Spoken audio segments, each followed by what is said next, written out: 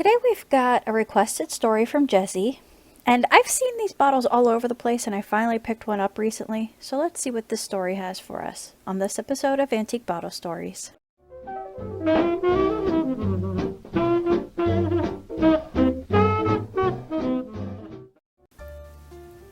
Let's begin with this article in the 1912 newspaper. Royal Palm brand of soda is destined for many reasons to become the favorite bottled soda.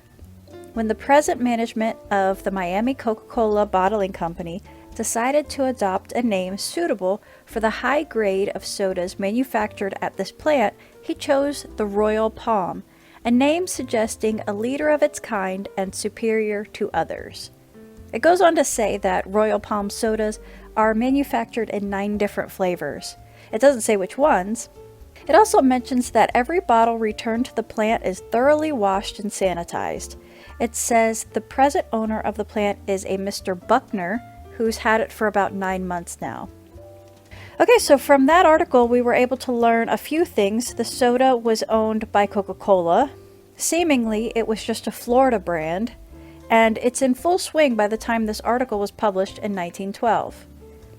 I found a lot of photos of the bottle from all different places in Florida. They seem to all have very similar designs, but they're each just a little bit different. Here's just a few of them. Here's a 1913 newspaper ad. It's got a really cool logo design. Here's a snippet in the paper with the location of one of the shops at the corner of East Flagler and Bayshore Drive. I looked it up and they're not connected anymore. Here's Bayshore Drive and here's Flagler, but it seems it was at this corner, which looks like this now. Here's another 1923 ad for a 15 or 16-year-old boy to work the soda fountain. This 1924 says, "Try our waffles with maple syrup, soups, and sandwiches. Royal Palm Soda Shop." Apparently it was a little restaurant.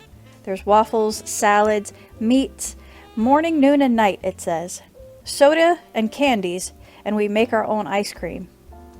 Now this 1928 newspaper shows up with the words Royal Palm, but it's actually just the name of a historic Miami hotel.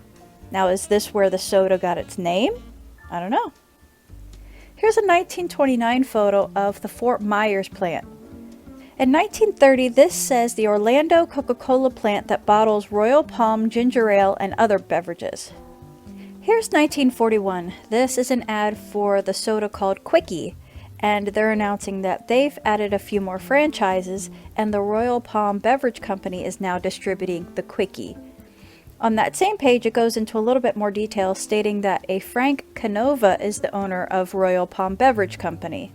I wonder if he's the owner of just the Fort Lauderdale branch or the whole company.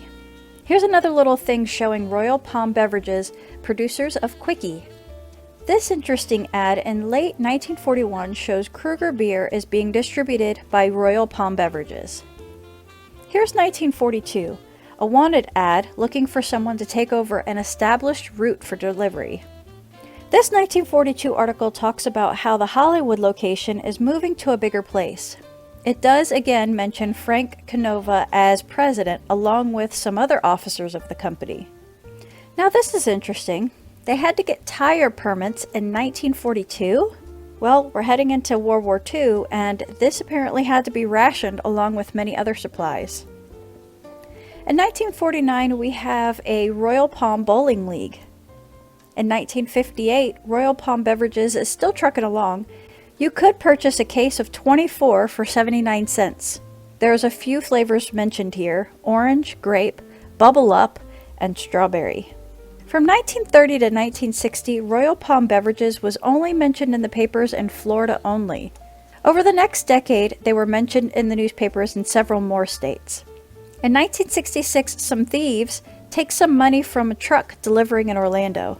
The name of the company has slightly changed. It's called Royal Palm Cola Bottling Company. A 1969 coupon here. Now I originally thought this was for bottles of the Royal Palm soda, but after seeing this one, apparently there was a set of drinking glasses and a pitcher that was called the Royal Palm Beverage Set. And after I figured this out, I found this. They're pretty though. In 1970, there's a few places in upstate New York that will be distributing Royal Palm.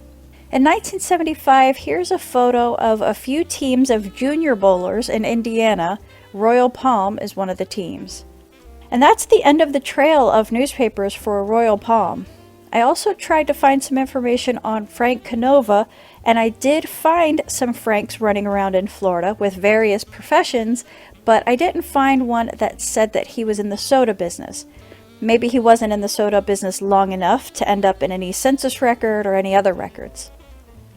Like I said, there's many slightly different designs. Mine was bottled in Daytona Beach, so here's the back of that. There's various numbers on the bottom.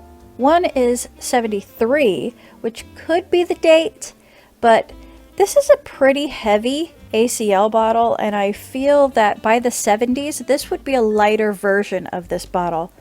Also, around the 50s, you start seeing the ridges around the bottom of the bottles, and I feel like this bottle is more closer to the 50s than the 70s.